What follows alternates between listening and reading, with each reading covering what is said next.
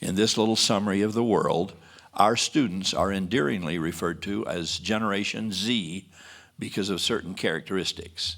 These characteristics highlight some of our challenges in teaching. They are always wired to something. They've never known a world without the internet, or cell phones, or earbuds. Google has always existed for them. They may never have seen a rotary dial telephone or made a call from something called a booth. But that's okay because this group prefers to text anyway. Through this ubiquitous electronic network, they've been exposed to flagrant, destructive pornography at very, very early ages. They tend to support gay marriage and transgender rights as part of everyday life. It would be rare for a Z to not have a close friend from the LGBT community. Because of this sociability, the thin line between friendship and condoning behavior begins to blur and to be difficult to draw. They're post-Christian. Almost a quarter, these are not our LDS students, but they are in fact the world that we're looking at. Almost a quarter, 23% of America's adults and a third of millennials are nones, claiming no religious identity at all. Many Zs are growing up in homes where there's no religion whatsoever, giving them no experience or at least no context for religion in their own lives.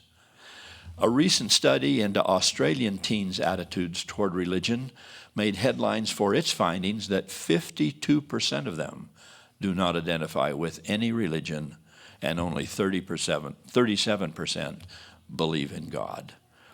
Pastor and author James Emery White has written extensively on their spiritual circumstance. He said, first of all, they're lost.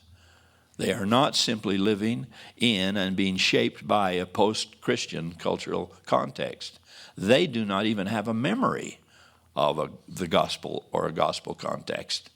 The degree of spiritual illiteracy is simply stunning. Second, they're leaderless. Little, if any, direction is coming from their families, and even less from their attempts to access guidance from the internet.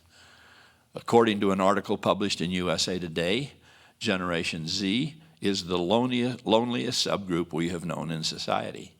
The article cited a 2010 BYU study that concluded, quote, loneliness has the same impact on mortality as smoking 15 cigarettes a day, making it even more dangerous than obesity. Around 53% of 13-year-old American girls are unhappy with their bodies. This number grows to 78% by the time the girls reach 17, still ours.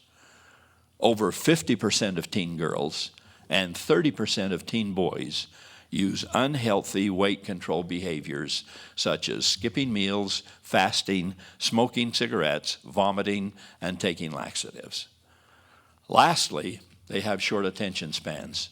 Some report the average attention span for Zs is about 8 seconds.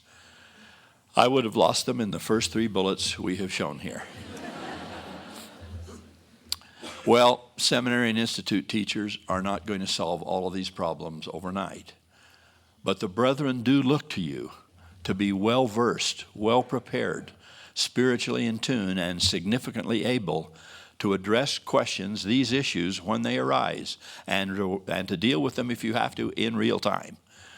With your midweek contact, you are more accessible to students than almost all of the other teachers in the church are able to be. So be wise in how you do it, but be certain that the brethren do want you and expect you to help formally and informally, in class and out, in teaching the policies and practices and doctrines of the church. Stay open. Stay open to the Spirit especially. Leave some wiggle room in your lesson plan. If you need to shorten a lesson a little in order to bear your testimony and stimulate a discussion on a contemporary issue, please do so when prompted by the Spirit and when that dictates that it is appropriate. Of course, you must do this without stepping over your bounds into a quasi-priesthood or auxiliary leader role that is not ours to play. Walking that tightrope has been a challenge in our system from its beginning, and it always will be. It takes good judgment and the guidance of the Spirit to walk it, but it is a challenge worth accepting, and the brethren applaud you in making your effort. All are needed, and the message at every level has to be clear and consistent. For if the trumpet give an uncertain sound, who shall prepare himself to the battle? Seek that ye may excel in the edifying of the church.